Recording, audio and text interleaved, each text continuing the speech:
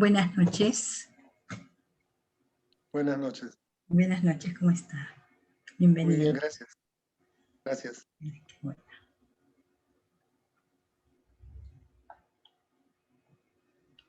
Estamos en vivo.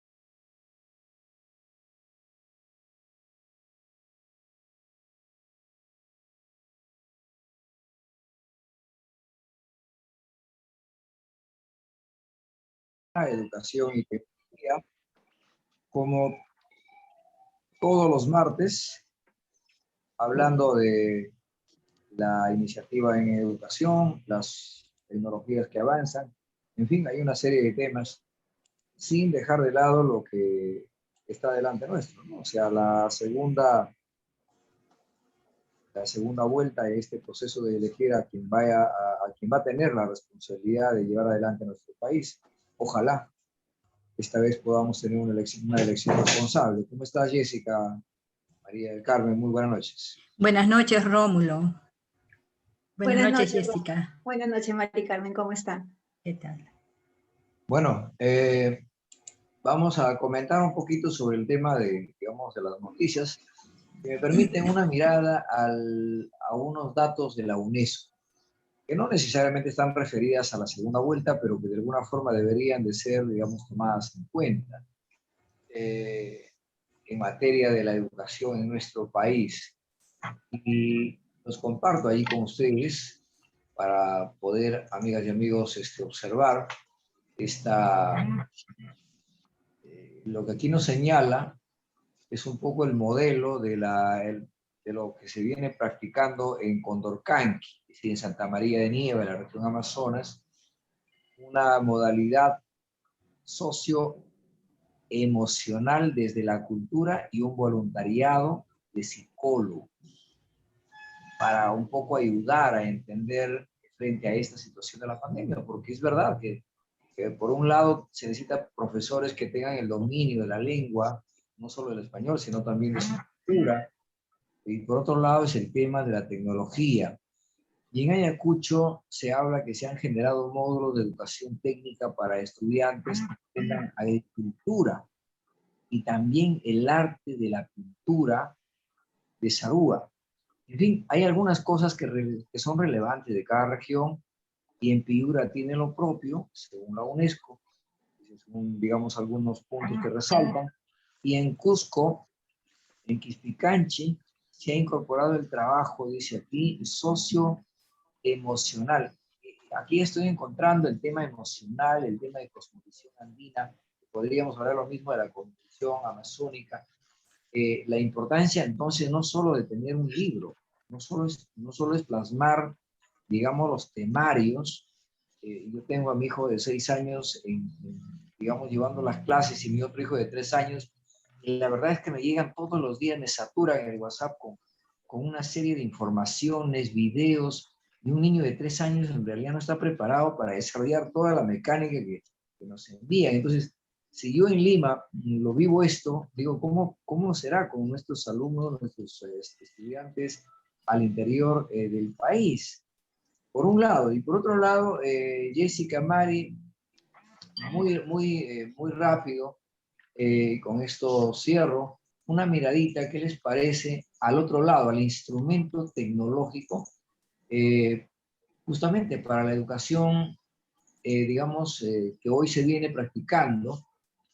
Donde, por ejemplo, encontramos aquí que un uso menor a 50% del Internet en 3 departamentos, ¿no? O sea, ahí hay, digamos, un gran problema para estos departamentos que no pueden acceder al Internet y definitivamente complicado para poder desarrollar su educación. O sea, Cusco, Loreto, Ayacucho, ¿no?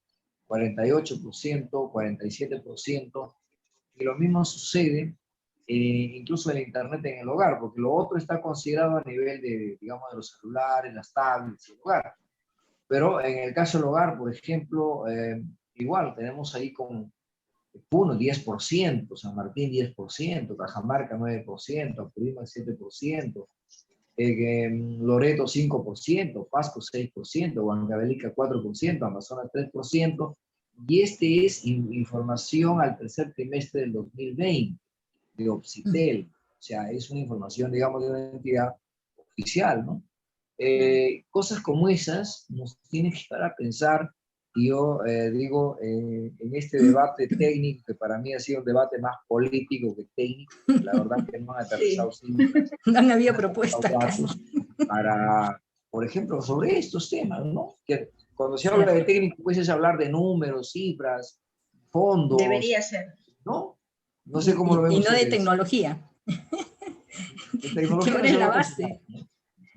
¿No? Claro, es que lo que sucede es que normalmente lo que ha sucedido ahora es que han dado son líneas generales, ¿no? Y volvemos siempre al cómo, ¿no? No existen cifras, no hay estadísticas, no hay cuadros, y dentro de todo, pues, ha sido un debate básicamente para sacar lo que el otro tiene, ¿no? Eso hace lamentablemente confundir a todos los peruanos a la hora de votar, de realmente cuál es la razón y el motivo de poder llegar a gobernar, ¿no? Entonces, claro. sí, por eso decía Jessica, no sé si ustedes coinciden conmigo, pero para mí parecía digamos, un debate más político. Porque claro, las cabezas de los partidos tienen que ver el tema macro, que pueden dar generalidades, pero los que van a un debate técnico... Los técnicos deberían llevar cifras. Los indicadores mínimo, y las proyecciones justamente en base a números mínimo. Claro. Por ejemplo, este señor Carranza, que ya fue ministro de Economía, que no es por educación, pero digamos, pensión 65, él dice 500.000 nuevos beneficiarios. Yo he sacado hoy día, me he dedicado a sacar números, son más de 5.000 millones de soles que sería por año solo para... No cuadran las cifras. ¿De dónde sale la plata? Claro. O sea, yo sigo preguntando, Mari y Jessica, ¿de dónde sale la plata? O sea, de algún lado tiene que salir la plata. Cuénteme, ¿de dónde sale? ¿De dónde va a salir? Rómulo, a la falencia de ellos que no han llevado cifras, yo sí he traído unas cifras bien bonitas. A ver, cuéntame. Quisiera proponemos darle alguna... A ver, por favor, Carlitos. Para adelante. El primer PPT, sí. A ver. La noticia sería... No, esa no. La noticia. Está un poquito atrasado, Carlitos. No te preocupes. Ahí estamos. Listo. Mira, Rómulo, en lo que respecta a la red dorsal nacional, ¿te acuerdas que estábamos con tanta preocupación cuando vinieron nuestros amigos de San Marcos? Bueno, esta ya en el mensaje de los 6 meses, puesto que no iba a llegar al año el gobierno del presidente Sagasti, ya dio él su mensaje, que el presidente Sagasti aseguró que su gobierno está avanzado para dotar de Internet a 6 millones más de peruanos a través de 24 proyectos regionales con la red dorsal de fibra óptica. Ya está en negociaciones y se supone que va a conectar todas las provincias del Perú a partir del año 22. Dice que en estos 6 meses ha conectado con Internet de banda ancha a 3.700 instituciones públicas, incluyendo colegios, postas médicas, comisaría y 362 plazas públicas con Wi-Fi gratuito. Actualmente la red tiene 13.500 kilómetros de extensión y su tendido abarca 22 capitales de región, 180 capitales de provincia y 136 localidades. De acuerdo con datos del MTC, esta es una infraestructura robusta a explotar actualmente y solo se usa un 3% de su capacidad. Y en lo que respecta también a Internet para nuestros estudiantes, ¿te acuerdas que siempre hablábamos de que se necesita conectividad, acceso, uso y apropiación de la tecnología? Bueno, según el Minedu se ha repartido 1.056.400 430 tablets, de las cuales el 91% es para los estudiantes y el 9% para los profesores, los maestros de las zonas rurales. En cuanto a la carga de las tablets, va a haber un plan de datos del 46.8% de esas tablets y con cargadores solares el 19.2%. ¿Cuáles son los colegios respecto al acceso a Internet? Del total de casi 70.000 colegios, el 44% cuenta con acceso, y sin acceso es un grueso de 55.8%. Y en lo que refiere a los colegios según la zona, el acceso a Internet según la zona urbana estaría con acceso en un 67% y la rural apenas 33%. Y si lo miramos por el lado de la población estudiantil, el 88% cuenta con un dispositivo, sea una laptop, una PC, una TV o una radio para poder seguir las clases. Y el 12% no cuenta con un dispositivo para poder seguir estas clases. Para el cierre de la brecha digital, en las zonas con conectividad, el Minedu va a proveer planes de datos a estudiantes y docentes. En las zonas sin conectividad, los alumnos tendrán sus tablets con material educativo actualizado con apoyo de especialistas territoriales tecnológicos. Interesante, eso no lo había escuchado antes.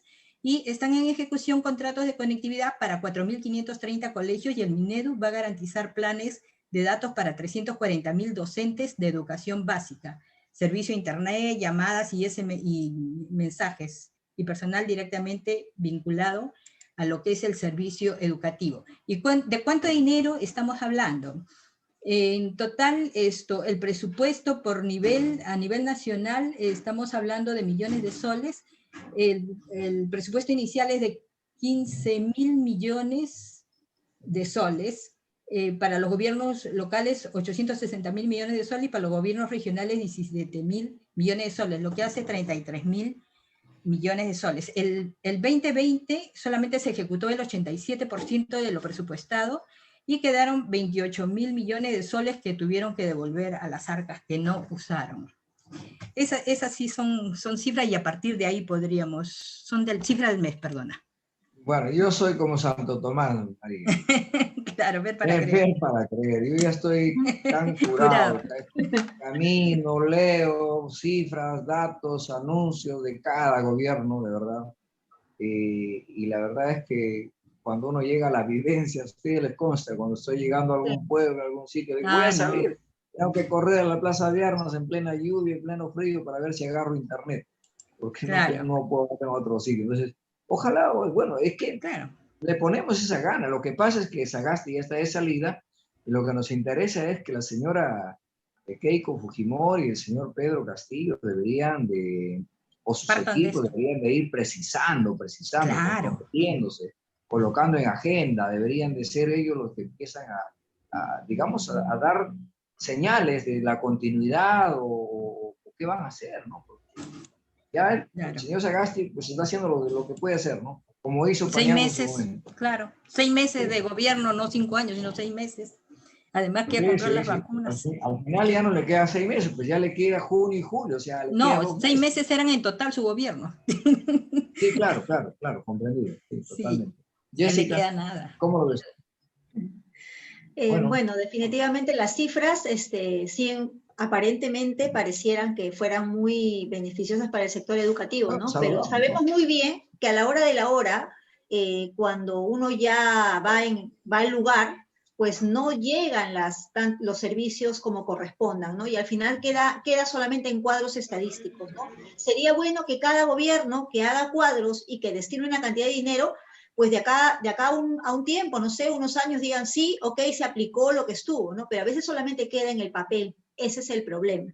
Y bueno, Jessica, solamente hay un comentario. Por ejemplo, en Moquegua se hablaba de la banda ancha, 4G, fibra óptica, y al final han entrado a un proceso judicial con la empresa operadora. Así que ahí está plantado. Así como le sucede a Moquegua, le pasa en otras regiones. Van a procesos legales, hay que hacer nuevas adendas, porque la empresa dice, no, es que lo que pasa, X y Z, hay que hacer nueva adenda. Y entonces ahí es donde realmente se obstaculiza los avances. Pero Sí, el bueno, problema es la falta de fiscalización para los gobiernos regionales porque la plata está ahí. Entonces sí, hay bueno, que... vamos a ponerle el lado positivo. Vamos poniéndole Vamos a lo el lado positivo. que sí logramos, que sí se logre, ¿no? El lado amable. Solamente llamando Eso, a los técnicos para que empiecen a hablar, dejen de golpearse entre ellos, ¿no? O sea, ya Claro. políticos son las dos cabezas. Los técnicos empiecen a hablar de sí. Ahí está, digamos, digamos, el interés de los peruanos de conocer qué capacidades hay, ¿no? Pero que nos digan la verdad, pues tampoco que no, exacto. Pero estamos para fiscalizar. que no nos Estamos para quieran meter, fiscalizar. pues, ¿no? No, tampoco así no, ¿no? No, Claro. hay que mostrar lo que es Hay la que, verdad, ¿no? hay Y que hablando de eso, fiscalizarlos. exacto, La y verdad va a hablando de eso, prevalecer siempre, Sí. siempre, tenemos siempre va a estar ahí. el día de hoy como invitado a Jorge Guillén Loaiza. Él está 20 años de experiencia como director, o sea, definitivamente él sabe muy bien si es que realmente llegan los beneficios, no llegan los beneficios, ¿no? Sería cuestión de quizás de preguntarle también acerca de este cuadro estadístico que acabamos de ver con Mari, si realmente pues esto se da y en qué tiempo, ¿no? Jorge, ¿cómo estás? Buenas noches. Buenas noches al doctor Rómulo, a la doctora, también a la colega Jessica, muy buenas noches, a su servicio, gracias. Buenas noches, doctor Guillén. Muchas gracias por estar en el programa. Bueno, hemos estado haciendo algunos comentarios y puede que lo hacemos de repente con pesimismo o con optimismo, no lo sé, pero usted quién mejor con esa lectura más Aterrizarnos. sensata, más realista de la vivencia, pueda ilustrar. ¿Cómo ve usted, profesor? Miren, el Ministerio de Educación es el sector que más recursos tiene a nivel de todo el aparato estatal. Ahora va a contar con 34.000 millones. Proponen y eso siendo solamente el 4.5% del PBI, tiene 34.000 millones, pero ni siquiera eso sabemos gastar. Entonces, ¿cuánto servirá que le aumenten el presupuesto? El problema no es el presupuesto, el asunto es eficacia en la inversión, en los costos educativos. Entonces, ahí tenemos una dificultad inmensa. Ahí la doctora también decía de que los gobiernos regionales, mire, fiscalizadores hay por todos lados, ¿ah? No solamente está el OSI a nivel de UGEL, sino que también ahora está Servir, y hay fiscalizadores está la Contraloría, está la Fiscalía, entonces tenemos exceso de controladores, pero me parece que no están controlando bien todos esos aparatos de control. Entonces ahí hay un problema, no solamente de gestión, sino de funcionalidad a quienes deben hacer el seguimiento respecto a las gestiones desde el colegio, porque el aparato estatal son por escalas, entonces lo que sale en pequeño se repite en grande, y lo que sale en grande se repite en pequeñito. Entonces todo esto es un sistema que ha colapsado, porque, por ejemplo, es pésimo en el gobierno de Alan García darle plata de mantenimiento a los señores directores. La mayoría terminan procesados. ¿Por qué? Porque el padre de familia no quiere firmar, porque una cosa es el costo de tu vivienda, otra cosa es el costo con el 18%, y muchas veces los señores directores no saben lo que es gestión económica, y de frente confían tan 50% con el que hacen el contrato, esta persona se va, y el director de su poca plata que tiene que devolver, si no lo procesan, lo sacan del cargo. Entonces, en vez de ser un beneficio, ha sido un prejuicio para la gestión. Entonces, el director que tiene que enmarcarse solamente en el aspecto pedagógico, termina siendo albañil, gasfitero, electricista, termina siendo contratista, y por lo tanto el servicio educativo lo estamos dejando de lado. Dos, también creo que ha sido una mala estrategia porque termina ampliándose el sentido de la corrupción.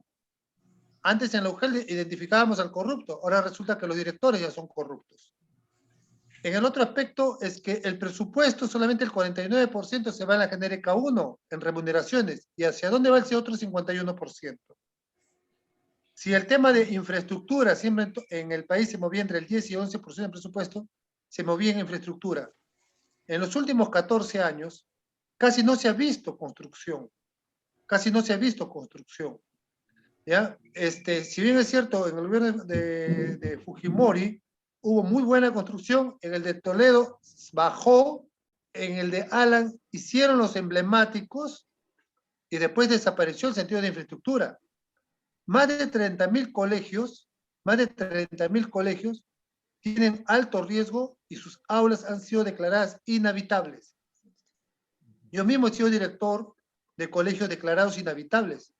Logel no hacía nada, el ministerio no hacía nada, y no contamos que casi el 70% de los colegios tiene problemas físicos legales, por lo tanto no puede ser construcción, porque no hay documentos que avalen que el Estado es dueño de esos terrenos y que puede construir libremente. Y después viene el entrampamiento en la municipalidad distrital, en la municipalidad provincial, porque son zonas que han sido parques, son zonas que tienen otro uso comercial y el colegio ha tomado posesión ahí 10, 20, 30 años, y es todo un sentido burocrático, ¿no? Que tú tienes que, no sé, de repente conversar con el regidor tal, con el alcalde tal, para que dé un beneficio al Estado, y por lo tanto ahí la normatividad es tremendamente nociva en respetar el patrimonio del Estado. Entonces se vuelve todo un círculo vicioso. Se aspira a construir colegios, pero solamente el 30% está saneado físicamente, físico-legal. Esa es la capacidad que no tenemos nosotros y por lo tanto nuestros niños están totalmente abandonados. Y con la inseguridad que significa en aulas colapsadas, sobre todo más en la sierra y en las zonas periféricas. Entonces hay un alto riesgo para nuestras criaturas, que en el aparato estatal son 6.200.000 aproximadamente, pero hay más de 2 millones en colegios particulares, porque el padre de familia siente que su hijo va a estar más seguro en colegios particulares. Yo actualmente trabajo ya en aula en un colegio que no tiene cerco perimétrico. No tiene cerco perimétrico. Estoy a 5 minutos de Palacio de Gobierno. Y cuando he hablado, he protestado, en vez de tener apoyo de mis autoridades pensando en la salud de los niños, tuve represión, tuve acusación, tuve queja, tuve denuncia. Entonces, el director solamente tiene que bajar la cabeza y callarse, porque obviamente la gran mayoría de esa remuneración vive y tiene que costear lo que representa mantener a una familia. Entonces, pero ahora me siento mucho más tranquilo, porque ya no tengo miedo que se me caiga un techo, ya no tengo miedo que se me caiga una pared. En salud estoy mejor, pero de todas maneras, mi sensibilidad social me hace que más de 2,5 millones de alumnos tienen alto riesgo de un colapso de su infraestructura. Ahora, lo que usted nos está diciendo, profesor, la verdad es que creo que los que nos están siguiendo estamos atentos, sí, porque nos está diciendo nos está poniendo una foto de la realidad. Y más aún esto que estoy al lado, cerca al Palacio de Gobierno, o sea, ¿a dónde más podríamos, por donde pasan los asesores, pasan los congresistas, pasan las personalidades, o sea, ¿a dónde más?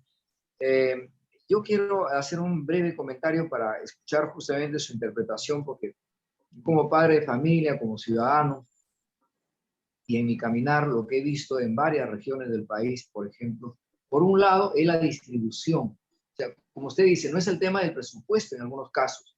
En algunos lugares los alumnos tienen que caminar todavía largos tramos, pero hay lugares donde hay un colegio que están muy cerca y el profesor tiene a 3, 4 secciones. O sea, el mismo profesor tiene primer grado, segundo grado, tercer grado, cuarto grado, pero está autorizado como escuela, como primaria, ¿no? Pero que está cerca, a 10 minutos, 15 minutos del otro colegio. Entonces yo digo, este es un problema digamos, de entendimiento para la administración de la educación, porque podríamos fortalecer a uno y dar mejores condiciones al educando, con mayor, digamos, oxigenación de los educadores, por un lado. Entonces yo empiezo digamos, a interpretar y digo, yo veo un problema legal en el lado de la propiedad. Veo un problema gerencial, donde hay que preparar mejor a los administradores, a los directores y a los administrativos. Yo he sido presidente de APAFA y he tenido problemas con mi directora porque alquilaba las canchas deportivas sin conocimiento de nadie y al final en la cancha deportiva sigan empolladas con sus cajas de cerveza Y cuando yo fui a intervenir como presidente de APAFA, obviamente salí mal parado por los borrachos, ¿no? Entonces, ahí hay un problema, ¿no? Entonces, de administración, de gestión, que tuve que ir hasta la UGEL y quejarme y todo eso, y no es bueno eso.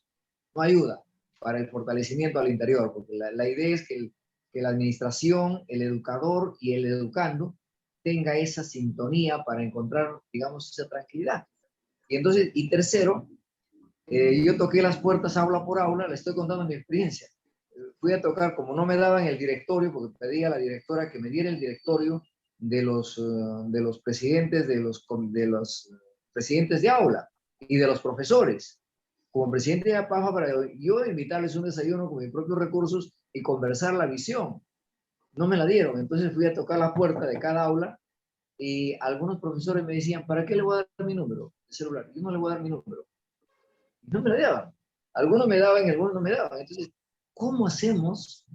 ¿Cómo llegamos a tener sintonía? Entonces, yo le estoy contando, profesor, de lo que lo he escuchado, una experiencia vivencial para que usted nos dé estas pautas, porque usted ya, obviamente, como yo lo he dicho, ha caminado y ya lo superó varias cosas como esta, donde de repente nosotros todavía no. ¿Qué consejo nos da, profesor? Doctor, mire usted, en el año 1991, para parar la huelga del magisterio, que fue más de 3 meses, en el gobierno de Fujimori se dio la libre creación de las escuelas particulares. De modo tal, hay lo que se llaman las escuelas cochera. Y las UGEL le podían repartir colegios y de una u otra manera con eso pararon un poco la huelga y ya no era tanto el impacto social porque los niños iban a refugiar en escuelas nuevas particulares, sin ninguna condición de quién eran los maestros. Perfecto, pero eso pudo haber sido una norma de emergencia, pero se tiene que ser más rígido en cuanto a la calidad de enseñanza. Recordamos que no solamente enseña el maestro, enseña el ambiente. Por eso que cuando los mejores indicadores se dan cuando los niños están con buen mobiliario, con buenos ambientes y con un equipamiento adecuado para fortalecer sus aprendizajes. Eso no se da. Eso no se da. Y usted ha hablado muy bien el sentido de conectividad. Mire usted, cuando nosotros somos niños, hasta los 11, 12 años, no sabemos qué cosa es pobreza. Hoy nuestros niños de 7, 8 años ya se han dado cuenta que son pobres. Va a haber una tremenda frustración emocional en esas criaturas. De modo tal que se tiene que hacer una política de saneamiento emocional o de cura emocional. ¿Por qué? Porque va a ser una generación emocionalmente golpeada y va a generar mayor resentimiento de cada 10 o 15 años, porque el niño ya se dio cuenta que era pobre, cuando ya uno tiene 15, 16 años y no se puede comprar ciertas cosas, ¿no? Recién se da cuenta de su pobreza por necesidades ajenas, pero cuando es niño no. Estoy bien abrigadito, tengo para comer, no tengo sentido de pobreza. Ahora se han dado cuenta de eso. 2, en el punto que usted está hablando, es conveniente la inmensa construcción de colegios, porque no puede haber que en el mismo colegio esté inicial, primaria y secundaria. El alto riesgo para los niños de inicial por el tocamiento, porque no todos los jóvenes están emocionalmente sanos. Muy temprano, los niños de 14, 15 años están despertando su actividad sexual, porque hay una norma que salió, mire usted, un ladrón, 17 años, 11 meses, 29 días, es un menor de edad, ha cometido una falta, pero sí puede tener sexo a los 14 años. Entonces, hay una incongruencia total en lo que se llama el respeto a la criatura, el respeto al menor de edad. Y esas normas, obviamente, porque no hay una política de Estado, ¿protegemos o no protegemos al menor? ¿Fomentamos o no fomentamos un desarrollo al menor? Entonces, yo siempre estoy en contra de que los colegios sean canchas de fútbol, que sean los colegios cocheras, porque el colegio no está para hacer negocio. El colegio está exclusivamente al servicio educativo. Pero esa norma ha significado que haya mucha codicia. Si usted viera que mucha gente se preocupan o se afanan de ser directores de colegios donde haya cochera o colegios donde haya campos deportivos. ¿Por qué? Porque no solamente la cantidad de dinero que se recibe directamente por recursos directamente recaudados, el RDR, sino que muchas veces hay ingresos bajo la sombra. Y como usted habrá sido presidente de APAFA, sabe muy bien que esos colegios aparentemente se le da un uso. Pero el colegio no es una zona de industria, de servicio industrial. El colegio es un lugar de servicio educativo en favor del estudiante. Es el costo del Estado para sus estudiantes. No es al revés. No es que el estudiante paga al Estado. Entonces, ahí tenemos una dificultad. En las normas, por ejemplo, se establecen los famosos PI. No sabemos a dónde vamos. No sabemos a dónde vamos. Chico de quinto año de secundaria no sabe qué va a hacer. Recién el papá se preocupa dónde va a ser la academia, dónde va a ser el instituto. Y lastimeramente, el papá que ha ahorrado, el papá que tiene pues 2 trabajos, o que ha hecho su esfuercito para ser un profesional, puede darle las necesidades educativas a sus hijos. Y aquellos que no pueden, obviamente que hay una tremenda dificultad, y obviamente eso viene a cargar a una mayor carga laboral de informales, porque no terminan una formación profesional, que lo primero que tienen que enseñarte es el respeto a las normas. Pagar nuestros impuestos es respeto a la norma. Ser una persona formal es nuestro respeto a la norma. Entonces eso no se da desde la escuela. Nosotros tenemos una tremenda dificultad porque aún las escuelas no están equipadas. Decimos ampliación de las escuelas, entren todos. El niño no tiene carpeta, no tiene mobiliario. Dice, el mobiliario, maestro, tiene 5% de depreciación al año. Es decir, un mobiliario debe durar máximo 20 años. Pero hay escuelas con mobiliario de 40 años. ¿Acaso no se dan cuenta de eso? O sea, necesito yo tener grandes asesores que ganan 18,000, 20,000. Y no me pueden decir que simplemente tengo que comprar carpetas, que tengo yo que renovar, si son 50,000 escuelas, si son 6 millones de alumnos, y digamos que tengo 2 turnos, 3 millones de mobiliario. Tengo yo al año que cambiar 300,000 mobiliarios. Es una cosa de matemática simple. Das trabajo al carpintero, das trabajo al pintor, ¿no? Entonces, das un dinamismo económico. ¿Acaso no se sabe que una infraestructura a los 50 años comienza el cemento a hacer tierra? Significa que yo ya debo ir renovando las escuelas de hace 50 años. No tengo que esperar que se me caiga. No tengo que llamar al ingeniero de la UGEL para que me dé el visto bueno. Yo ya tengo que saber esto. Si tengo abogados, si tengo ingenieros, ¿por qué no contrato los abogados y los ingenieros que necesito para el saneamiento físico legal? ¿Por qué no reformo la norma, la 27972 de la ley de municipalidades? ¿Por qué no lo cambio para que todo lo que sea para servicios de salud y educación se evite en el trámite de la aprobación ¿cómo se llama? Del consejo municipal? Porque tienen que hacerlo por aprobación de consejo. ¿Por qué no nos dedicamos a esas normas para facilitar el desarrollo de las personas? Es más, personas educadas, personas que no necesitan policía al lado. Personas que son educadas no necesitan supervisores, no necesitan fiscalizadores, no necesitan contraloría. Las personas bien formadas son menos gasto para el Estado. Y obviamente el Estado puede apuntar a un desarrollo. Justamente usted decía del debate, hablaron del desarrollo sostenido, de la economía circular. Se ha escuchado poco. Del desarrollo sostenible se ha escuchado poco, porque nadie se ha preocupado en tocarme el punto de la educación. No hay economía circular si no estás educado para eso. No hay economía sostenible si no estás educado para eso. Si desde la escuela no te han enseñado a reutilizar, a reusar, no te han enseñado, ¿no? Entonces, obviamente que ya cuando eres adulto solamente vas a botar basura a las calles. Acabo de barrer yo mi frontis, yo vivo en San Juan Lurigancho, y mire la cantidad de basura, porque solamente puedo salir una vez a la semana, que me dejan. Eso es falta de educación, no es que la gente me odia, es falta de una educación que no lo estamos brindando.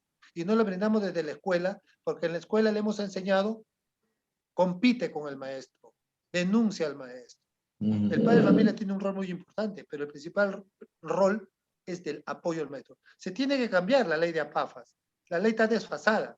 Cuando hubo la ley, la Constitución del 79, 4 años después apareció una ley de educación. 4 años después. Pero la Constitución del 93 no cambió una ley, no cambió la ley educativa. Recién con Alan García se hizo la ley de la carrera pública y un poco se adaptó a esa ley de la Constitución del 93. Pero Ollanta lo cambia por una ley de la reforma que no es mala, pero el Decreto Supremo 004 ha distorsionado totalmente esa ley. Porque esa ley, en la cual yo tuve la oportunidad, y ahí la colega Jessica sabe que inclusive le pedí opiniones a un equipo de docentes, que es formativa, promotora e inclusiva esa ley. Pero lo han convertido en una ley sancionadora, perseguidora, coercitiva. ¿Por qué? Porque el Decreto Supremo ha desconfigurado totalmente esa ley. Entonces, ¿qué hace el maestro? Obedece ciertos parámetros. Mire usted, como hablábamos la vez pasada, el maestro no se preocupa en lograr el objetivo, sino en cumplir los protocolos. Y los niños no son iguales. Los niños tienen cada uno un ritmo diferente de aprendizaje y el maestro debe encontrar y descubrir estrategias para que ese alumno logre encontrar sus aprendizajes, logre desarrollar sus aprendizajes a través de lograr su autonomía. Pero como todo es protocolo, a todos los embolsamos y los tratamos por igual. Y es más, ahora inclusive nos ponen los niños inclusivos. No estamos formados para los niños inclusivos. Debemos dar recursos a las escuelas especiales, son apenas 300 y pico a nivel nacional. Esos niños necesitan un apoyo superior, mejor, necesitan psicólogos, médicos, necesitan especialistas en lenguaje, necesitan especialistas psicomotrices. Entonces no se le está apoyando y lo avientas a un niño con coeficiente de 70, porque para la UGELA, para el ministerio, 70 dice que ya puede adaptarse. En un niño es inmensa la diferencia si tu IQ es 70 y el IQ de otro niño es 100. Es inmensa la diferencia. Entonces necesitamos nosotros reformular y, como usted dijo, doctor, indicadores. Ninguno de los dos me ha dicho indicadores. ¿Cuánto voy a aportar a la escuela especial? ¿Cuánto voy a aportar al SEBA? ¿Por qué a los jóvenes de SEBA, de Educación Básica Alternativa, le quito grados de estudio?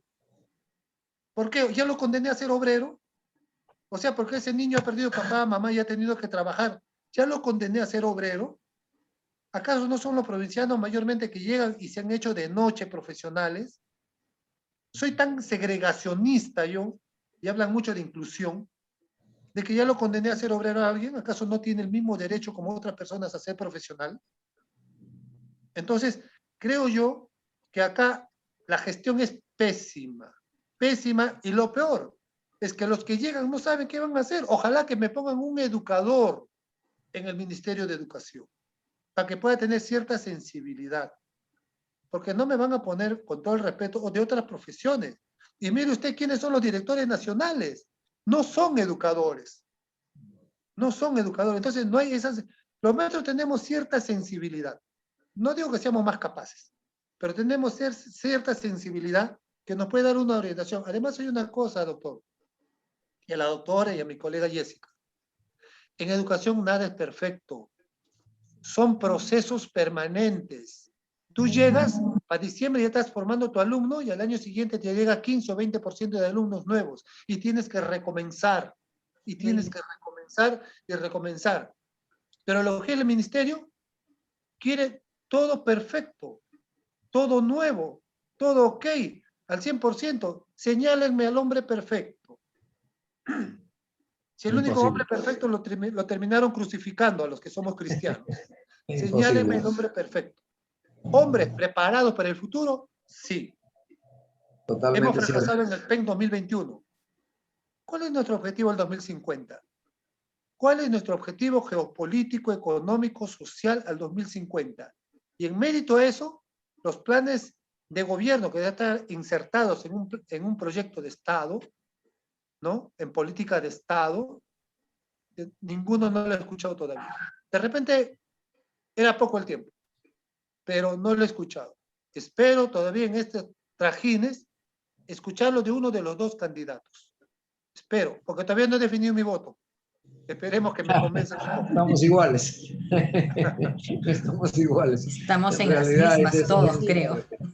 Después de haberte escuchado, ya nos hemos preocupado muchísimo más, ¿no? O sea, tantas cosas que en realidad está faltando a nuestra educación. Un problema de infraestructura grave, problemas emocionales en los jóvenes que lamentablemente no se pueden desarrollar o no llevar unas terapias especiales, estamos hablando acerca de que los maestros deben buscar las habilidades de los alumnos, que están tratando de cumplir, como quien dice, con la currícula, de entregar documentación, no buscan el fin que quizás es la vocación de cada uno, ¿no? Que es tratar de buscar cuál es la parte bella de cada persona para poder sacar a relucir. Esa es la parte de la vocación de un maestro, ¿no? Siempre sacar lo mejor de su alumno, y ese es el orgullo que uno tiene cuando termina un año escolar, ¿no? Y lo otro, pues, es acerca de la inclusión, y ahí tienes mucha razón, porque si bien es cierto, la política es incluir a los alumnos, el problema es que ni la infraestructura,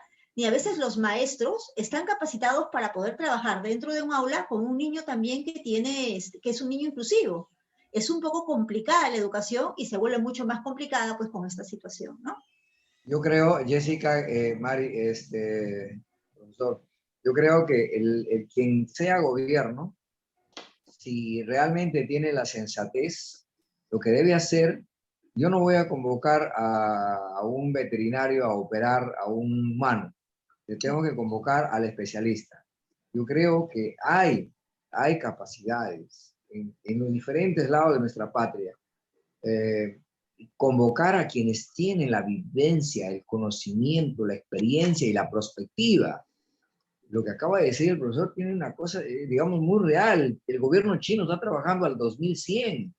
O sea, el plan que tienes al 2100. Y el trabajo que están haciendo son con niños de 8, 10 años. El intercambio que está haciendo con Chile, 3 meses los chinos, alumnos chinos de 8 a 10 años en Chile, 3 meses, y de Chile 3 meses en China, porque ellos están viendo el tema cultural, el tema del idioma, el tema de la formación, porque ellos dicen que están formando los líderes para el 2100. Entonces, nosotros Otro nivel de educación. Nosotros no tenemos, es que por ahí parte, pues, claro, por ahí parte. Nosotros no tenemos una hoja de ruta.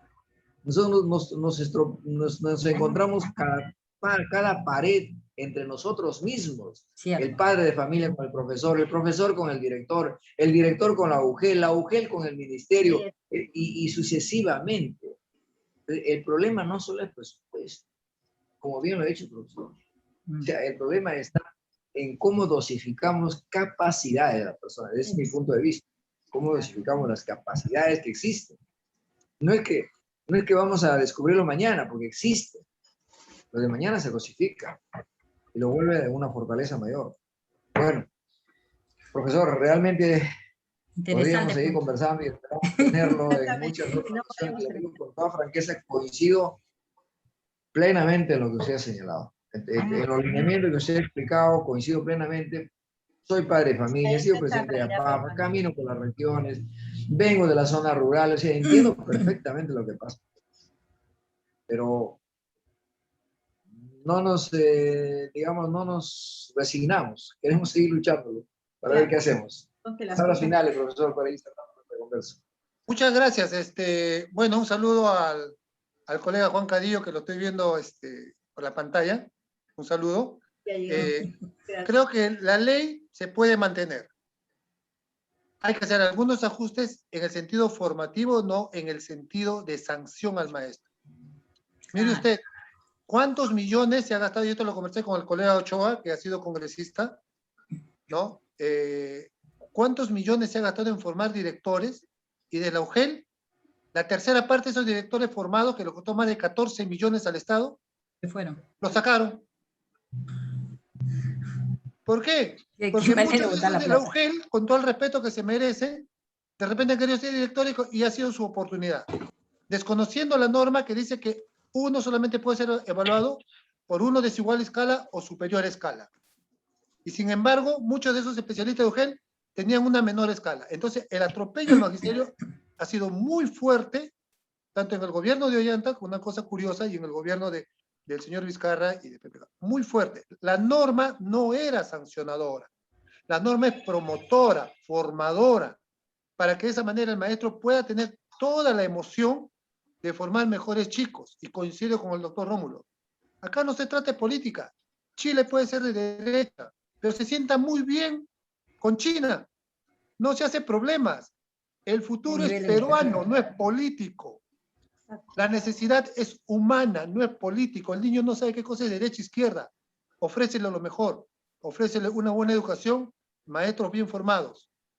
Y ojo, nosotros estamos siempre dispuestos a servir a nuestro país. Muchas gracias por la oportunidad y creo que podemos seguir conversando y las salidas en este país son viables. No estamos en el peor de los mundos. Solamente espero que se despolitice menos la educación y se haga más técnica la educación. Ahí podemos toditos mejorar, porque técnicos necesitamos. Y lo que es increíble, técnicos tenemos. Muchísimas gracias por haberme permitido. Gracias, profesor. Muchas gracias, profesor Guillén. Muchas gracias. De verdad que esperamos volver a seguir conversando porque coincido, reitero una vez más, coincido plenamente. No bajar la guardia, seguir con una actitud positiva, como les digo, si nos resignamos ya estamos perdidos. O sea, hay que seguirla con una actitud pensando en las capacidades que hay y en la responsabilidad que tenemos. Bueno, vamos a la pausa, brevemente a la pausa y regresamos para seguir conversando, desde luego, con nuestro siguiente invitado. Muchísimas gracias, profesor. Un abrazo. Gracias, profesor Guillén. Tiene que ser de 2 horas el espacio. Claro. Corto. Regresamos en una pausa.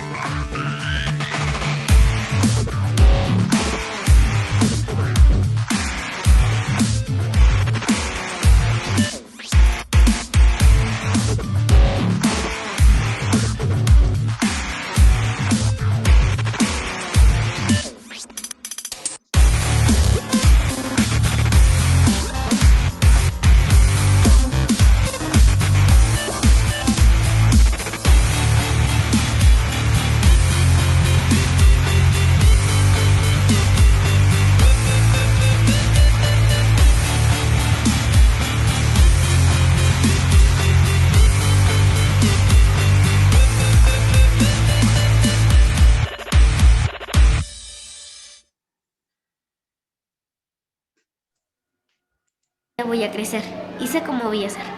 Y un día voy a invitar al profesor Juan a mi restaurante si es posible. Voy a invitarlo y voy a servirle el mejor platillo del mundo, porque es el mejor profesor que he conocido.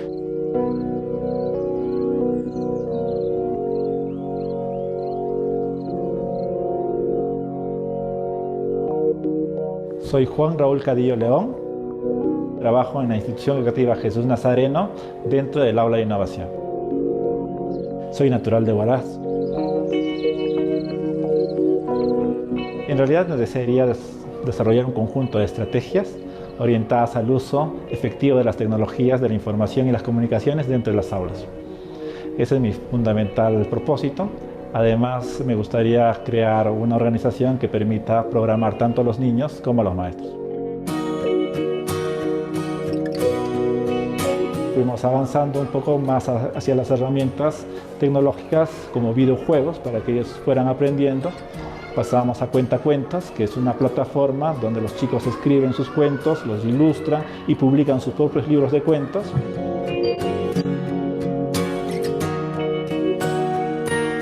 En realidad es muy libre de trabajar con ellos porque ellos tienen su propia iniciativa, tienen libertad, la creatividad fluye rápidamente con ellos. Hay que estar abiertos. Entonces, en función de eso, yo me siento muy contento con trabajar con los niños de primaria. Son los que más se maravillan de las herramientas, de que uno de los animalitos se mueva, de que la pelotita gire. Entonces hay unas caritas tan alegres que en realidad también me llenan de satisfacción.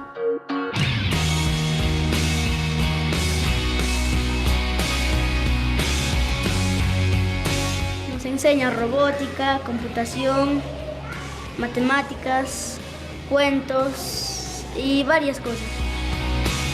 Yo me voy de frente a los cuentos a crear más cuentos con mi imaginación. En vez de estar sumando en papel, puedo sumar más rápido y me ayuda mucho. Siempre es bueno, nos ayuda a entender cuando no podemos.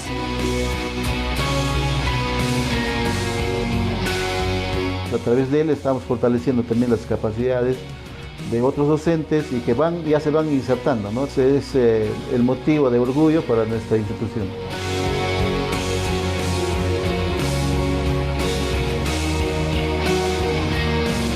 Efectivamente han sido varios premios a nivel local, nacional y mundial, pero lo que yo veo es que siempre hay que apostar a mejorar la educación. Entonces, para mí lo básico es mostrar que efectivamente los maestros somos muy buenos en nuestro país, que podemos dar mucho de nosotros aún sin tener nada. Cuando uno logra ver esta alegría de los estudiantes, uno se siente realizado y descubre realmente la vocación que es ser maestro, ¿no?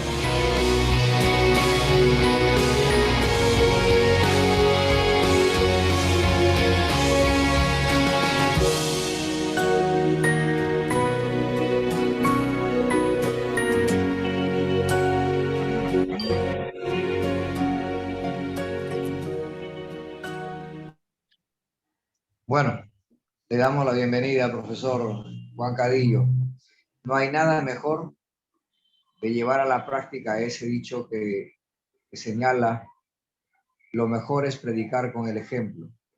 Exactamente. Mostrar con hechos. Y lo que usted nos ha mostrado en este video nos satisface, nos llena de alegría de ver su vocación, su destreza, y estoy seguro que también su misión, porque veo ahí rodeada de los niños, interactuando, enseñando. Entonces, cuéntenos un poco aquí en el programa su experiencia, sus sueños, digamos, por ver a nuestras generaciones a la cual usted está formando en otro estatus, en otro mundo, como digo, corriendo las olas del mundo global, de los ciudadanos globales, pero competitivos.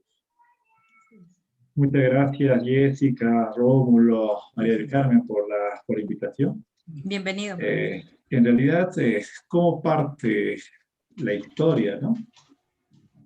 A mí me gustaba que me contaran cuentos, ¿no? Luego veía en la televisión que aparecía un programa donde jugaban Atari y se disparaba y tenías que calcular y alguien manipulaba un muñequito que caminaba por por un laberinto. Ah, sí, sí. Y yo me imaginaba cómo podía construir o cómo podía tener ese dispositivo. Y en realidad, luego cuando ya fui maestro, cuando quería hacer las cosas con mis estudiantes, en la formación inicial que mucho hablamos ya en educación, mi formación fue bien teórica. Ocupé el primer puesto en mi promoción y tuve suerte casi a los 5 meses del año, 6 meses, de ser nombrado en una comunidad rural. Y pues, con todo el bagaje y con toda la historia que tenía, pues yo me fui a trabajar a la escuela rural. Y en realidad todo este concepto de que en esa época se hablaba de los objetivos y de los contenidos, no hablábamos nada de competencias, implicaba que tenían que tus alumnos rápidamente aprender a leer, sumar y restar, ¿no? Que era la idea clave en la educación primaria, y que te tenía que cumplir sí o sí, preferentemente en el primer grado o a lo máximo en el segundo grado. Y efectivamente yo fui pues con ese objetivo de que mis estudiantes supieran sumar, restar y leer. Y me choqué con una enorme realidad que era bien complicado. Al inicio, pues, leer y escribir, y más sumar. La parte matemática era recontra complicada de poder enseñar a los estudiantes con estos métodos tradicionales de repetir, y repetir, y repetir, y repetir. Y yo realmente regresaba a casa frustrado. En casa eran maestros, y llegó tanta mi frustración que yo dije, yo no quiero ser maestro porque mis alumnos no aprenden. Pareciera que les enseñamos los números, les enseñamos a contar con los dedos, les damos alguna vez palitos o algo más como ayuda, pero pareciera que no aprenden. Y en casa me dijeron, no te desesperes, lo que tú tienes que hacer es partir por los juegos. Partir por su cuerpo, por el reconocimiento de su cuerpo, por cantar, por despertar alegría dentro del aula, y no simplemente convertir todo el proceso en algo tedioso, algo que yo estaba haciendo, ¿no? Porque me desesperaba y quería y daba más horas y le decía a mis alumnos, siéntate, siéntate, no te mueves, mírame lo que estoy haciendo, mira, escucha, repite, repite, y repite, y repite. Y ese no era el proceso. De ahí recojo lo fundamental que luego me ha guiado y justamente estoy tratando de plasmar como ideas clave. Es que un maestro siempre tiene que tener un referente en la práctica, otro maestro. Y en realidad este aspecto de siempre tener un compañero o un par que te aliente, que te ayude, creo que es un elemento muy importante y vital dentro de la educación. Así fui pues enamorándome poco a poco de esta carrera, porque no era simplemente que los estudiantes pues llenar todo y que tuvieran la capacidad pues de hablar, de leer, de sumar, de restar y de hacer otras cosas más, sino era todo un proceso donde teníamos que ir construyendo una vivencia y una realidad que luego fuera fruto de múltiples elementos que se van contextualizando para salir adelante. Así cambié mi metodología de trabajo, empecé a llevar a mis estudiantes en interacciones mucho más profundas, concursos de poesías, llevábamos a los estudiantes para que participaran en actividades deportivas, en fulbito, con otras escuelas, y lo que me di cuenta era que cuando los estudiantes les das retos, le das elementos con los cuales él va a tener que desenvolverse independiente y libremente, es que realmente los estudiantes, por ejemplo, participar en este concurso de poesía, pues se preparaban y realmente recitaban.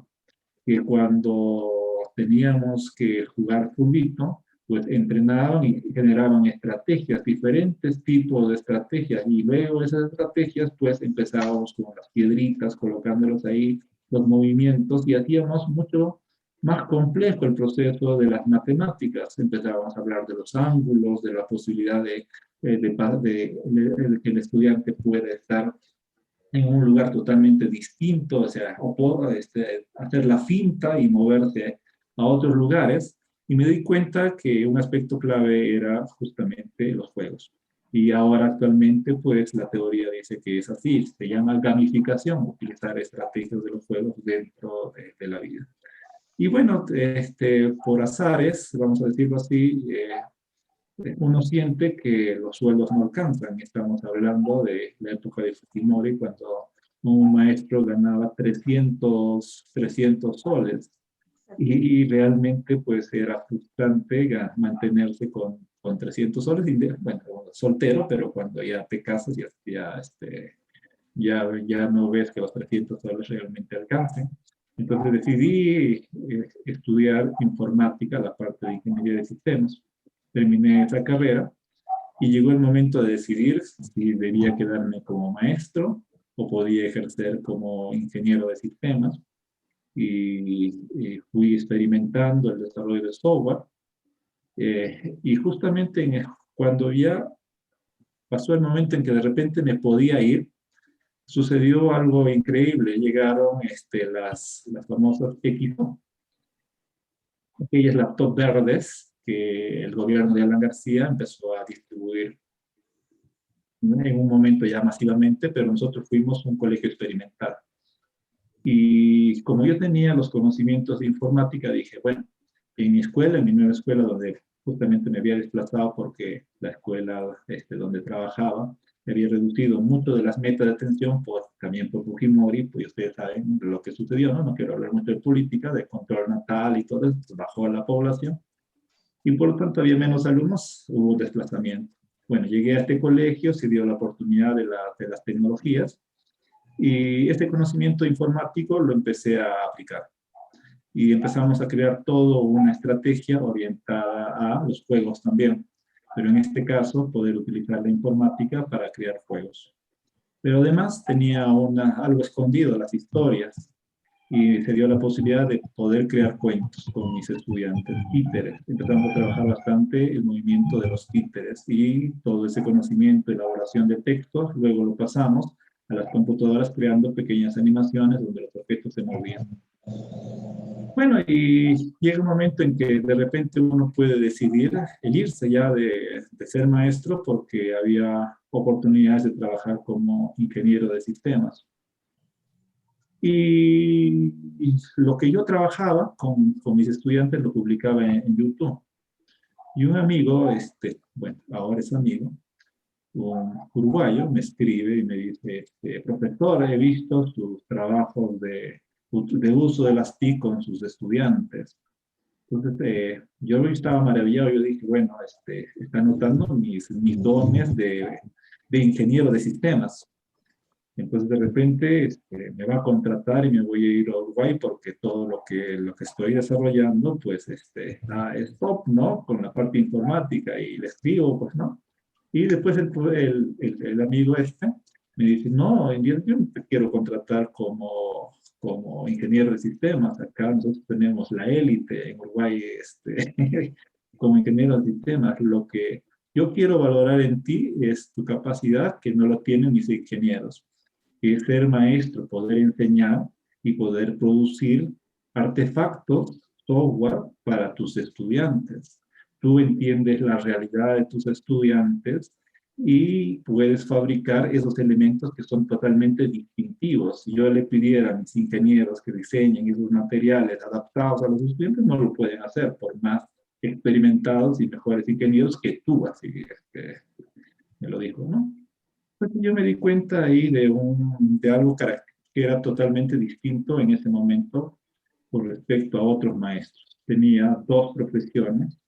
Una que era la denominada del siglo XXI, que era que debía ser este elemento de desarrollo de la parte informática, la inteligencia artificial y todo lo que estamos pensando.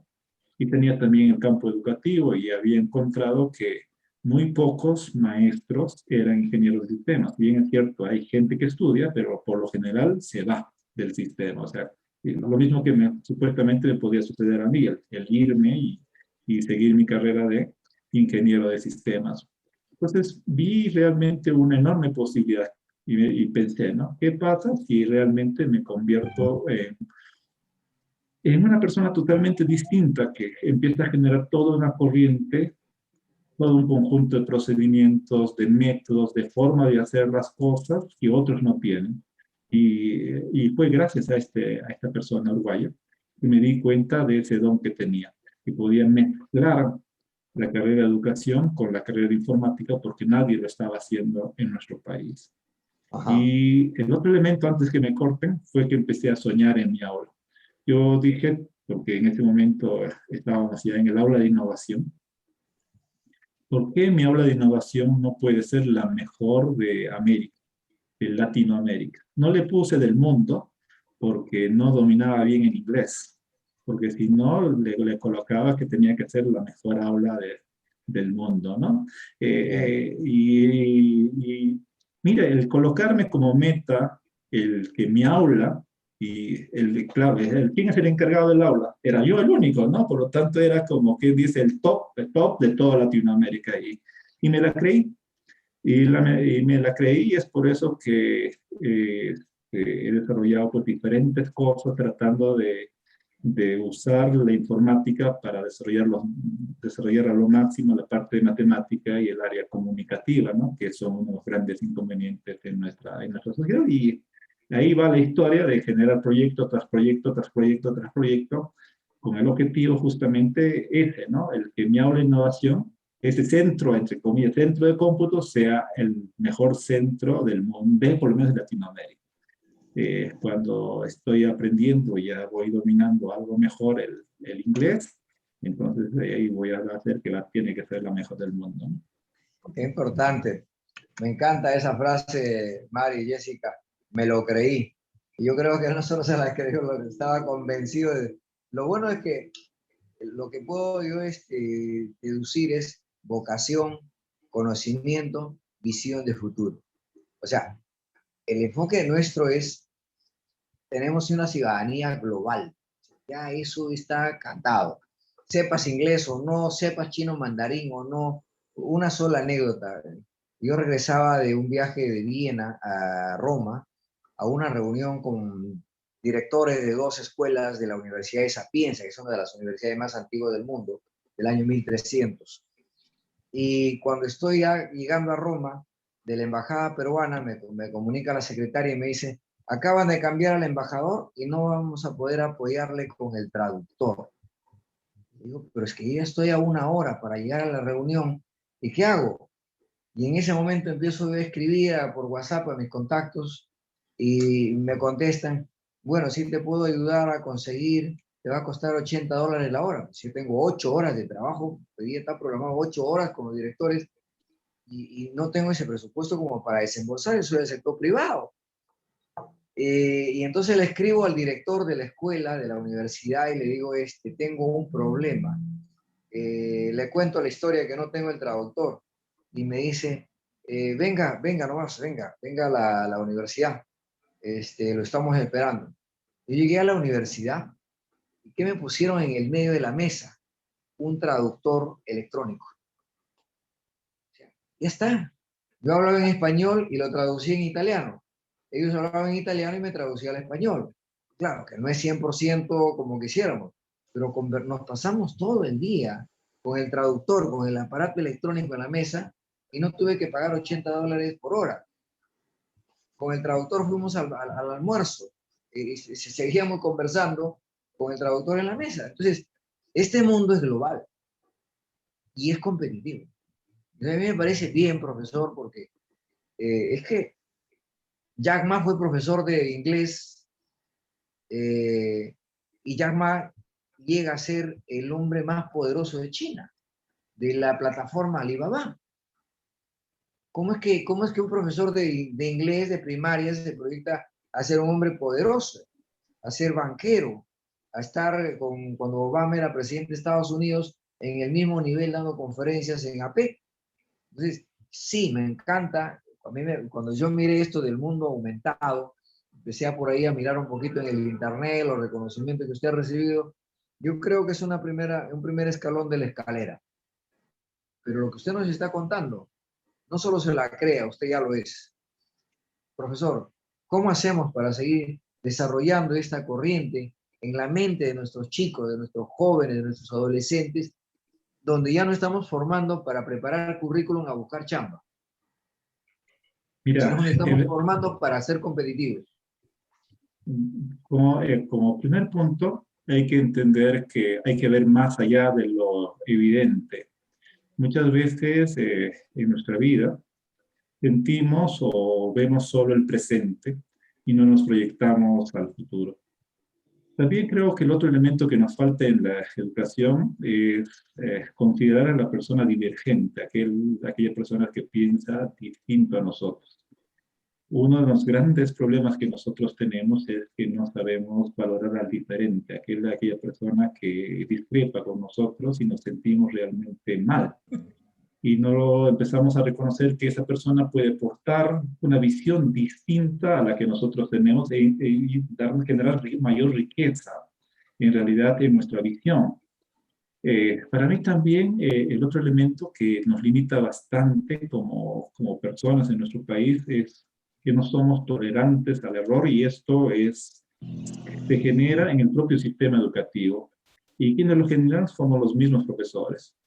Cuando les decimos a los estudiantes que suman mal, que es totalmente incorrecto, y lo único que valoramos es cuando alguien nos entrega una suma bien hecha y le felicitamos, y el otro que no le entregó, simplemente lo rezongamos, le castigamos, lo denigramos, ¿no?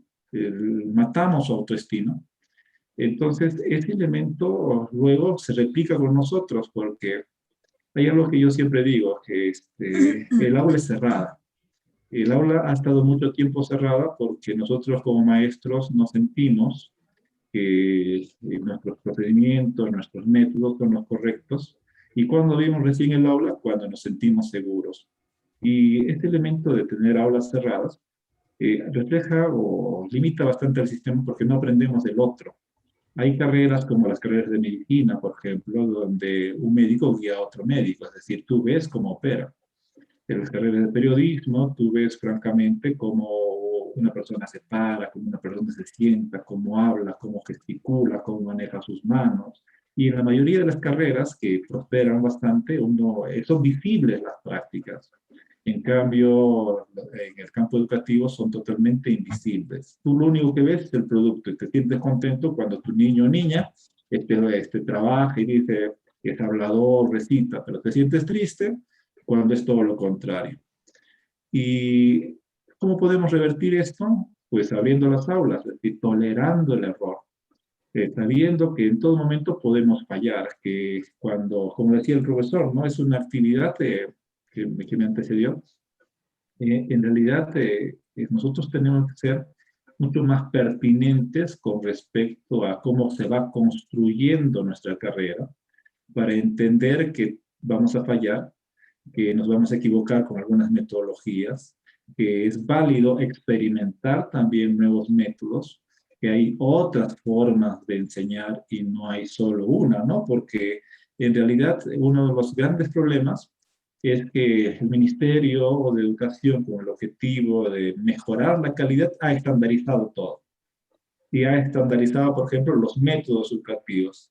Y que tiene que haber A, B, C, D, E, y tú no puedes variar, porque si varías, no es que lo hayas hecho mal, sino que como ese es el estándar, esa es la ruta, entonces si tú haces otra ruta, pero así no me interesa el resultado que tengas, que puede ser muy positivo, pero tú no has seguido la ruta que yo te he indicado. Entonces, hemos quitado la iniciativa y la creatividad en la educación desde los propios maestros. Entonces, esta creatividad es clave para generar nuevos procesos. Y lamentablemente, al tratar de estandarizar y mejorar la calidad, nos hemos quedado ahí simplemente, en enumerar un conjunto de procedimientos y no salirnos de ellos, cuando una vez que hemos generado esos estándares, hay un concepto. Si algo te va bien, inmediatamente bótalo, que tienes que generar otra cosa más. Y al hacer esto, en realidad empiezas a generar muchas otras cosas más, nuevos procedimientos y nuevos métodos. En el Perú existe una enorme cantidad de maestros que hacen esto, pero lo tienen que hacer a espaldas del sistema. porque el sistema te castiga. Yo me acuerdo bastante que cuando empecé a utilizar la informática, había en especial una colega que decía, ese profesor está jugando con su computadora y está jugando con los niños y no está haciendo nada, no está enseñando nada. Y yo me acuerdo que efectivamente las madres familias se dejaban influenciar bastante. Hay que ver el nivel cultural, ¿no? Pero influenciaba a que el aula tenía que ser revisada, que el profesor no estaba trabajando, que no tenía métodos adecuados, que simplemente la computadora era jueguitos, todo, el profesor está jugando. Y pues en un principio hubo que rebatir eso. Afortunadamente había otra colega que con una mayor visión y una mayor perspectiva tenía gran autoridad dentro de la institución educativa, era la que ponía costo, vamos a decir, a estas atribuciones de los padres de familia de, entre comillas, castigar al profesor que está jugando, ¿no? Y luego pues ya de por sí empecé a sentir mucho más aplomo con el uso de la tecnología. No he temido fallar. Y ese para mí es el proceso, ¿no? Los maestros no tienen que temer fallar. Hay múltiples formas de hacer las cosas. Hay que ver más allá de lo evidente. Hay que creer en la creatividad y esto que les dije, ¿no? Creerse lo que uno puede, ¿no? Y lo último también que he aprendido es sobre la inteligencia colectiva. Cuando tú logras comunicarte con otras personas, empiezas a crecer. Muchas veces en nuestro país creamos también seres humanos muy individualistas. O sea que todo el conocimiento es para ellos y si lo comparten le van a ganar. Y esto a veces es clásico en las madres familias. No le ayudes a tu compañerito, no le prestes el cuaderno, ¿no? No le prestes el cuaderno porque se lo vas a copiar. Entonces hay estos elementos que empiezan a ser elementos que empiezan a regir la vida de las personas.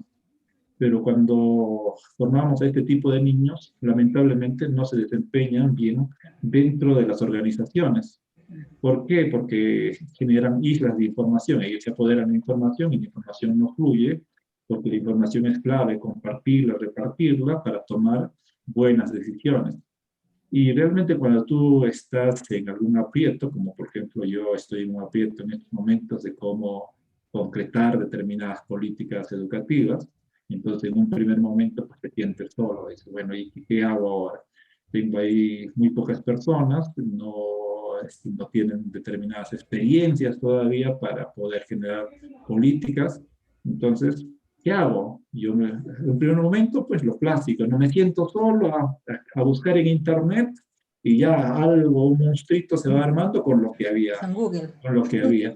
Pero luego te das cuenta, pero si tienes amigos, si tienes relaciones, entonces empiezo por un WhatsApp, puedes ayudarme, y me dicen, sí, te puedo ayudar. Y entonces me envían algo. Pero también hay otra persona que está en el mismo pensamiento. ¿Por qué no le llamas? Ya, pasan el número. Empezamos a llamar, ¡ay, qué alegría! Entonces, mira que hay estos elementos más, que lo que tú estás pensando está muy bien, pero se debería complementar de esta manera.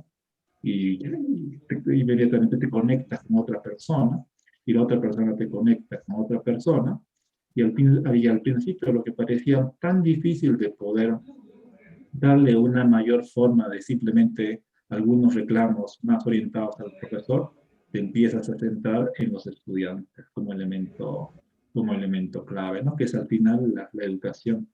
Y empezamos a construir cosas mucho más colectivas, y empezamos a juntar gente, y esa gente realmente da su tiempo sin esperar nada, empezamos a debatir, y te das cuenta que eso es justamente lo que da la tecnología y el siglo XXI, ¿no? Da la posibilidad de conectar con otras personas. Pero a la vez también sigo soñando en la posibilidad de generar, como dice en el video, un espacio para la inteligencia digital. El pensamiento computacional, algunos de repente lo centran mucho en la computadora, pero es un poco distinto, ¿no? Entonces le hemos puesto el nombre de inteligencia digital. Y para nosotros la inteligencia digital es utilizar los diferentes dispositivos para solucionar nuestros problemas. Y eso también implica como una de las habilidades fundamentales el de la programación. Y como decía Rómulo, que estamos en un mundo competitivo, muchos países se han fijado como meta que sus estudiantes aprendan a programar. Estados Unidos hace algunos años, pues al ver que China lo va a superar, como Obama declaró pues que todos los niños tenían que aprender a programar. Y hace 10 años, por ejemplo, Colombia ya exportaba $200 millones en software. Mientras que en el Perú todavía seguimos pensando que los minerales nos van a sacar adelante. Sí, efectivamente pueden servirnos, pero no consumen demasiada mano de obra. ¿Y qué hacemos con el resto de nuestra población? Existe un enorme mercado para crear aplicaciones y diferentes tipos de elementos muy ligados a la inteligencia artificial, al software. Entonces, la idea es crear todo un mecanismo en la educación que apunte hacia eso. Y al apuntar hacia eso, tenemos que ser disruptivos. Por lo general, siempre esperamos que el maestro sea el que te va a enseñar a programar, pero no vamos a poder formar suficientes maestros que aprendan a programar, porque es todo un proceso y hay que dar un conjunto de bases para que esto suceda. Entonces, ¿por qué no apostar por la confianza de que el maestro va a ser simplemente como el gerente de una organización que identifica, que es el analista, que identifica el problema, que guía y dice, este es el problema, y le pide a los estudiantes, así como sus programadores, como se hace con programadores, solucionen este problema que yo he identificado. Y entonces ahí corre toda la parte de formación digital de los maestros, de los estudiantes, donde los estudiantes aprenden a codificar, hay ya muchas experiencias, y realmente solucionan los problemas del maestro. El maestro simplemente es el analista, el que fija el problema, y son los estudiantes los que resuelven el problema. Entonces, en realidad es una forma distinta simplemente de pensar en que tienen que aprender los maestros a programar, algo que yo también veo que es complicado, ¿no? Y tiene un proceso muy largo de evolución. Y eso es lo que te puedo contar como aspiración. Creo que es importante, profesor, este tema del maestro gerente. Jessica, Mari. Bueno, yo quisiera felicitar al profesor por su innovación, ¿no? Y sería importantísimo, no sé qué tanto pueda usted presentar proyectos a los diferentes candidatos para que realmente se incluya dentro de la currícula este curso o este modo de llevar sus cursos, para que no solamente se le enseñe una programación a un nivel básico, también como usted dice, de repente por ahí el trabajo en equipo, ir formando al niño, ¿no? O también las metodologías ágiles que ahora están tan de moda. Usted como ingeniero de sistema tiene que estar bien al tanto de esos temas, entonces no sé qué tanto se puede hacer también para multiplicarlo a usted y que se forme a los docentes en este tipo de enseñanza, pero de todas maneras que se incluya en la currícula. Mira, en realidad no hay que reinventar la rueda. Hay un concepto también que a mí me gusta, que los maestros reinventamos la rueda. Es decir, no aprendemos de lo que hay en el contexto y generamos una nueva solución, y cuando la generamos nos damos cuenta de que otro ya lo generó. La idea es recoger y explorar el mundo, y el mundo es bien grande, y incluso en nuestro país ya hay experiencias de formación en habilidades digitales para los más pequeños y a los adolescentes. Entonces, en realidad no hay que redescubrir, lo que hay que hacer es reordenar y ver los mejores mecanismos para que los estudiantes puedan desarrollar estas habilidades en un orden mucho más orientado ya a cuestiones fijas, ¿no? Como un reto de Estado. El segundo es la parte formativa de los maestros. En la parte formativa de los maestros sí luchamos, no con la habilidad que vayan a tener los maestros, porque en realidad todos los seres humanos somos creativos y podemos entender determinados principios, formas de trabajo. El gran problema que tiene en general el maestro es que desarrolla varias actividades en su vida. Es decir, primero tiene que planificar la clase, tiene que desarrollar la clase normal, o sea, lo que le pide el currículum. Tiene luego que revisar las tareas y luego tiene que evaluar. Entonces, en realidad, un buen maestro, por lo general, mínimo, está destinando 2 horas hasta 3 horas a preparar, y a que todo esté completo con respecto a lo que tienen que desarrollar al día siguiente y terminar lo que empezó ese día. Entonces ya tenemos 3 horas, más 5 horas, ya tenemos 8 horas tranquilamente de trabajo. Y hay que atender a la familia. Ahí está el gran reto. ¿Cómo hacemos en ese limitado tiempo para generar esas habilidades digitales? Entonces, en realidad, lo que tenemos que hacer es generar todo un camino para aquellos maestros que tengan mucho más tiempo, de que puedan recorrer todo el camino, pero fijar algunas metas para el resto.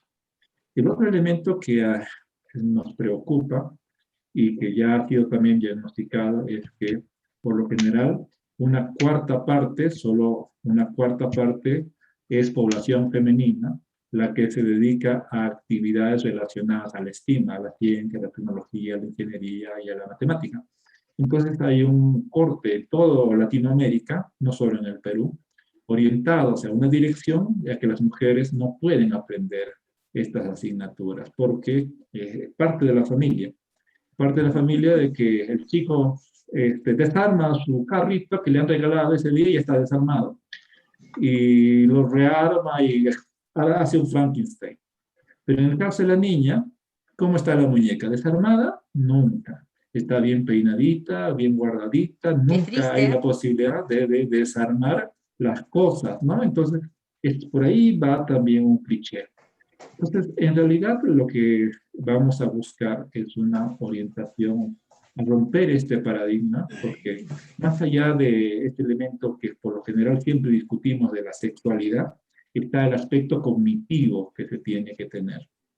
Y el otro elemento que es clave y por qué necesitamos que las mujeres entren a la programación y a este concepto de STEAM, es que más del 50%, del 60-70% de la población que educa es mujer, de sexo femenino. Entonces, si la mujer no ha desarrollado las habilidades orientadas a la ciencia, a la tecnología, a la ingeniería, a la matemática, es obvio que no va a poder pues, desarrollar ni despertar en la población a la cual educa estas habilidades. Entonces, estamos en un círculo vicioso, ¿no? Entonces, este círculo vicioso nosotros tenemos que romperlo. O sea, tenemos necesariamente que empezar con las niñas. O sea, teníamos que generar toda una orientación y un conjunto de estímulos orientados a que el varón de por sí va a entrar a utilizar la informática, pero tenemos que meter las balas en que la mujer, romper esos paradigmas y meter a las niñas, por lo menos en la programación y en la matemática. Me queda algo ahí, profesor. Sí. Mari, Jessica. Sí. Profesor, usted es sanmarquino. Vaya a la Facultad de Matemática o a Ingeniería y Sistemas. Escúchame un instante, escúchame. Vamos a promover un debate con el profesor y una profesora. A ver, ¿cómo es que la muñeca no está despeinada y cómo es que el varón... Dios mío, qué machista. Bueno, eso viene en los hogares. Eso viene en los hogares. No lo vean por ese lado. No lo vean por ese lado. Viene del hogar, en realidad. Regalar mucha Barbie. Está hablando con indicadores. Vamos, eso es un factor que se tiene que tener en cuenta, porque estamos hablando justamente de por dónde se va la hoja de ruta. Entonces, yo lo estoy escuchando atentamente, está hablando de indicadores, pero hay que construirlo esa agenda. Claro, es construir toda una ruta formativa y que implica, pues, equivocarse también. Uno de los, como le decía, a veces en las políticas educativas, por decir que no nos hemos equivocado, no se corrigen las cosas. Entonces se sigue cometiendo los mismos errores. O sea, haces un prototipado, dices que funciona, entonces ahora voy a extenderlo, lo extiendo, pero en el camino los propios especialistas se dan cuenta que no funciona, pero no quieren reconocer su error. Sí, al final se incrementa y se gasta por gusto, o sea, no se corrige. Y ese elemento nosotros tenemos que ir revirtiéndolo en la administración pública. Si tú detectas que algo no está funcionando y no puedes corregirlo mediante la retroalimentación, hay que cortarlo. Hay que ver, hay que parar, hay que analizar lo más rápidamente posible, igual que es lo que se hace en una empresa privada. En una empresa privada, tú ves que algo se ha desviado del objetivo, entonces trata de corregirlo. Si no lo logras dentro de un plazo perentorio, entonces lo cortas y buscas otro camino. En cambio, en la administración pública, porque lo planificaste, porque debes gastarlo, porque si no va a ser revertido, mejor lo gastas, ¿no? De acuerdo. Entonces, Bueno, profesor, muchísimas gracias. Nos hemos ido de largo con el horario, están que me tocan que me mandan los mensajitos. Muchísimas gracias. Jessica, no sé si algo más para cerrar. Estamos... Sí, yo sé que ya estamos contra el tiempo. Una sola pregunta, profesor Juan Cadillo. Usted que es una persona visionaria, usted que es una persona tecnológica y también con vocación de maestro, es un orgullo para nosotros que esté considerado como dentro de los 50 mejores profesores del mundo.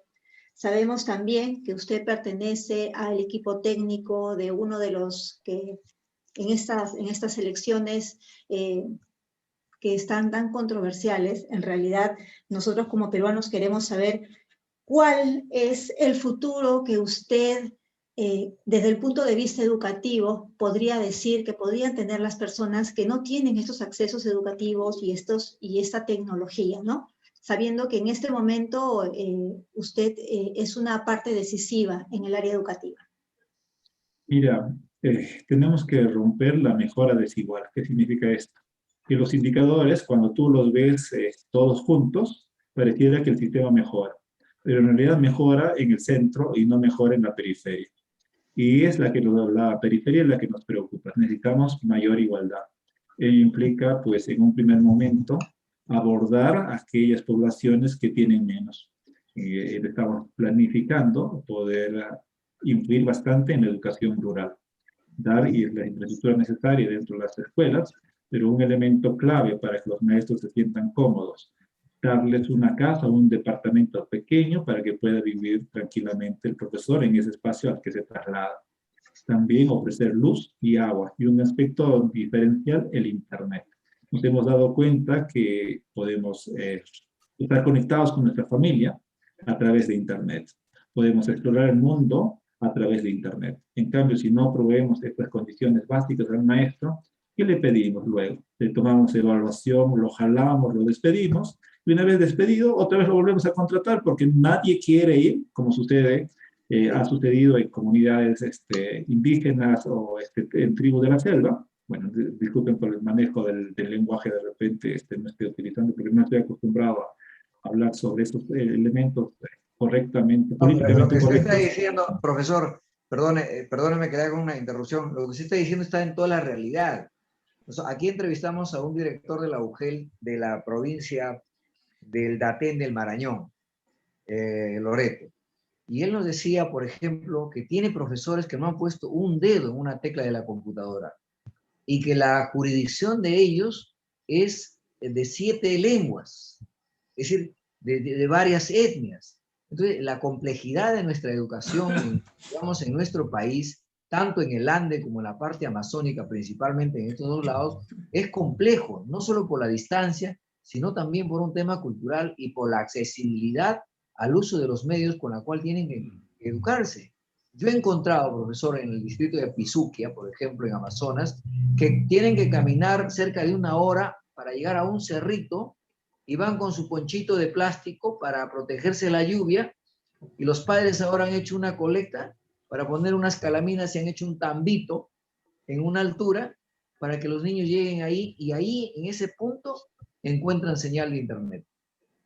O en la comunidad Guajún, donde escuchan por radio a pilas, y eso lo ponen en un micrófono para que salga por los parlantes que lo ponen en los árboles, para que escuchen el resto de los muchachos que están alrededor de la comunidad. Entonces, son realidades de lo que está diciendo. Es que no es una cosa irreal, es real lo que se está diciendo. Así que, para adelante. En realidad, lo que buscamos justamente es poder desarrollar como mínimo esos elementos para dar igualdad en estas zonas alejadas. Lo otro que queremos es que los maestros diseñen o acompañar el diseño de su vida laboral. Y este diseño de la vida laboral puede partir justamente desde este espacio en la escuela rural, reduciendo los tiempos de poder desplazarse, por ejemplo, en las reasignaciones, dándoles puntajes. Pero nuestro objetivo es que puedan llegar hasta el Ministerio de Educación, una vez obtenidas determinadas experiencias, puedan llegar hasta el Ministerio de Educación conociendo la realidad y formular políticas educativas. Por lo general, el gran inconveniente que tenemos en el Ministerio de Educación es que se generan contratos y otro tipo de casos, por ejemplo, que pueden ser eliminados o no, dependiendo de qué es lo que se juzgue, ¿no?, en el Tribunal Constitucional. Pero cuando nosotros hacemos esta revisión, en realidad el maestro no puede proyectarse por 2 años, ¿no? Sabe muy bien que puede llegar al ministerio, trabaja 2 años, pero luego va a regresar. O sea, no hay un proyecto de vida ahí. Y lo que nosotros queremos es que el maestro, de alguna manera, cuando sale, diga, yo de acá a 15 años quiero formar parte del Ministerio de Educación para generar determinadas políticas para mi región. Okay. Entonces, haya esa posibilidad y realmente dentro de la carrera magisterial. Es obvio, hay reivindicaciones de sueldos y otros elementos más que son totalmente lógicos y que vamos a intentar realizarlos, esperamos realizarlos, pero esa es la idea, ¿no? Esa es la idea en general, que el maestro se sienta realizado y que va a ir ascendiendo en esta meritocracia de acuerdo a su esfuerzo, de acuerdo a su profesionalidad, y lo que esperamos también es este conocimiento colectivo, intercambio de experiencias. Y también buscamos financiar la innovación educativa, así como en un momento el contexto tuve ocasión de ganar algo y pude mejorar la calidad de mis proyectos, tengan la posibilidad otros maestros de hacer.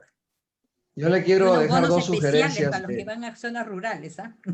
Sí, Sería sí. bueno. Yo le quiero dejar dos sugerencias, profesor, si es, digamos, válido para su consideración. Que no son, digamos, una cuestión que estamos inventando, ¿eh? Chile desarrolló una estrategia con las municipalidades para el plan de alfabetización digital. Pues si estamos hablando de un mundo digital, sí o sí. O sea, la economía ya es digital. De por sí el modelo económico, querramos aceptarlo o no, es digital. Mientras unos hacen protesta en la pista, otros están haciendo negocio con su celular con cualquier otro país del mundo. Así que el mundo es otro, definitivamente. Entonces, ese modelo de hacer un trabajo cercano con los gobiernos locales, distritales, centros poblados y provinciales, puede ser una muy buena alternativa. Y dos, es la alianza con el sector privado. Yo acabo de regresar de un recorrido por Moquegua, en la provincia de Sánchez Cerro, donde estamos impulsando un corredor económico con 5 distritos y con el gobierno regional, y lo que estoy encontrando es esta alianza del emprendedurismo con el gobierno y con la educación. O sea, cómo entender educando, padre, educador, es decir, responsable de la educación.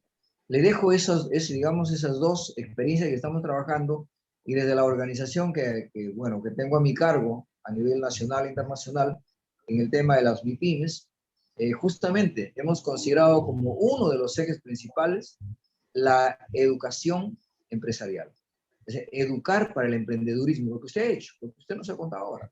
Sí, contarte que sí lo hemos incluido en la parte, consideramos también que la educación financiera y la educación empresarial son aspectos importantes, y vamos a justamente recurrir, ¿no? Nosotros no necesitamos reinventar la rueda, ya hay bastantes programas en el sentido. Lo que nosotros tenemos que encontrar son varias formas de hacer las cosas. A veces solo escogemos una, ¿no? Por N criterios. Lo que vamos a buscar es encontrar varias formas de hacer las cosas, distribuirlas a lo largo del país, ver efectivamente y comparar luego si funcionaron o no funcionaron, porque no podemos confinar a toda nuestra población a una sola solución, como ya hemos dicho.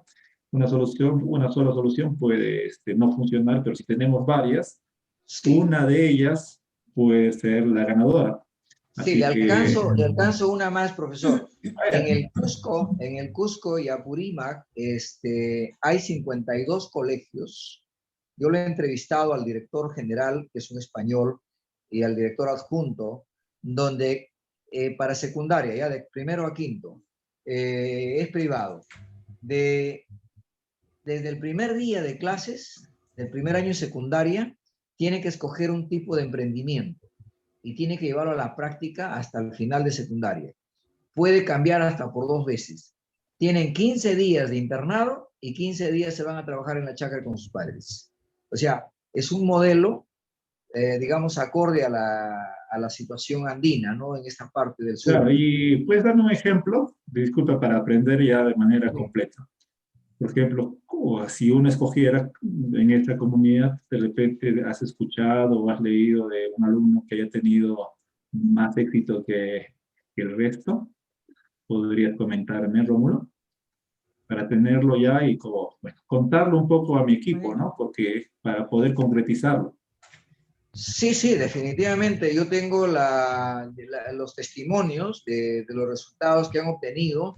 Es privado, no sé por qué el Minedo no ha logrado incorporarlo, no lo sé.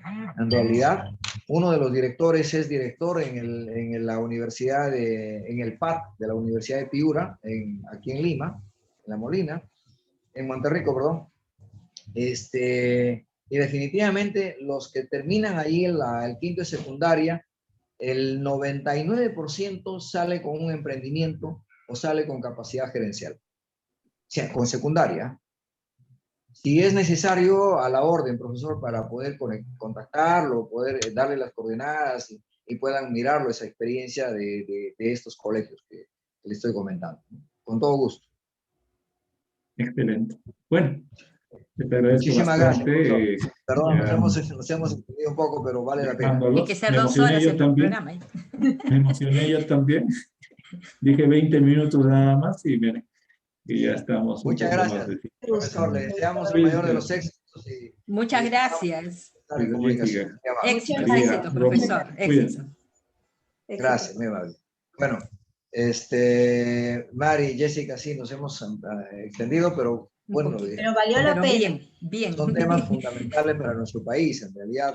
Claro que sí. Tratando de tocar puertas y encontrar posibilidades, digamos, que dé cierta seguridad, cierta garantía en esta hoja de ruta para nuestra educación peruana.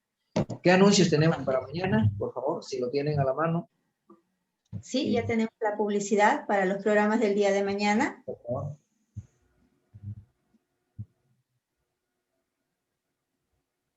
A ver, un ratito.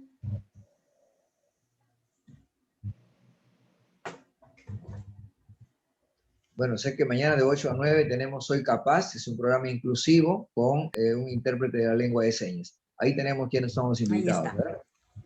Exacto. Tenemos el tema es tecnología de apoyo para el acceso a la información y las comunicaciones de las personas con discapacidad sensorial. Tenemos a Elizabeth Campos y a Diego Villarroel. Elizabeth es invidente, ¿verdad?